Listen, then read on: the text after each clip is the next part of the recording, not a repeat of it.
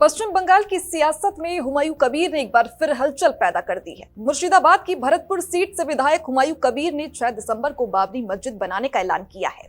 इस ऐलान के साथ ही उन्होंने ममता बनर्जी पर जुबानी हमला बोलते हुए उन्हें आरएसएस एजेंट तक कह दिया।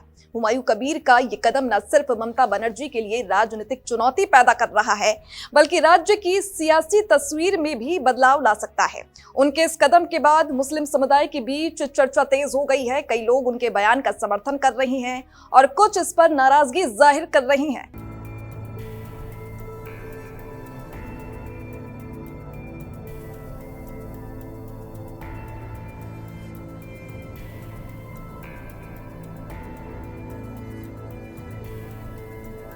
राजनीतिक विश्लेषक बता रहे हैं कि हुमायूं कबीर अपनी नई पार्टी बनाने की तैयारी कर रही हैं। उन्होंने कहा है कि 22 दिसंबर तक नई पार्टी की घोषणा कर दी जाएगी और अगले साल होने वाले विधानसभा चुनाव में लगभग 135 सीटों पर उम्मीदवार उतारे जा सकते हैं। अगर ऐसा हुआ तो हुमायूं कबीर टीएमसी और ममता बनर्जी के लिए ओवैसी जैसे राजनीतिक खतरे में बदल सकते हैं, क्योंकि मुस्लिम वोट बैंक का एक बड़ा हिस्सा उनकी ओर खिंच सकता है। हुमायूं कबीर का राजनीतिक सफर भी काफी दिलचस्प रहा है। 2019 में उन्होंने टीएमसी छोड़कर भारतीय जनता पार्टी में शामिल होकर लोकसभा चुनाव लड़ा, लेकिन हार के बाद फिर टीएमसी में लौट आए। 2021 में उन्होंने भरतपुर से विधायक का चुनाव जीता। अब उनका ये नया कदम बाबरी मस्जिद और नई पार्टी के जरिए ममता बनर्जी के लिए चुनौती साबित हो सकता है। मुर्शिदाबाद जिले में मुसलमानों की आबादी 70% से अधिक है, इसीलिए हुमायूं का ये कदम सीधे मुस्लिम मतदाताओं को प्रभावित कर सकता है। वो खुद को कट्टर मुस्लिम नेता के रूप में पेश कर रहे हैं और कई मुस्लिम संगठनों का समर्थन भी उन्हें मिल रहा है।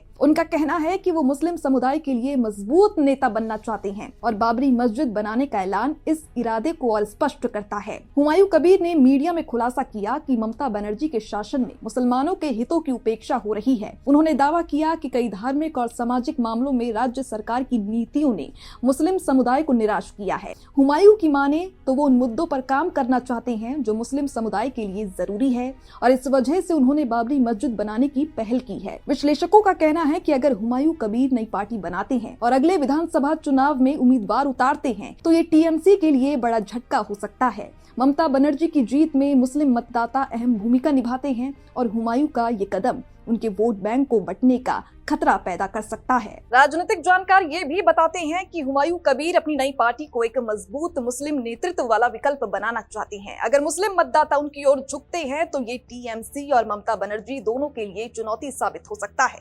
देखना यह होगा कि ममता बनर्जी इस राजनीतिक दांव का सामना कैसे करती हैं। क्या टीएमसी कोई सख्त कदम उठाएगी या हुमायूं कबीर अपनी नई पार्टी के जरिए राज्य में बड़ा राजनीतिक बदलाव लाएंगे?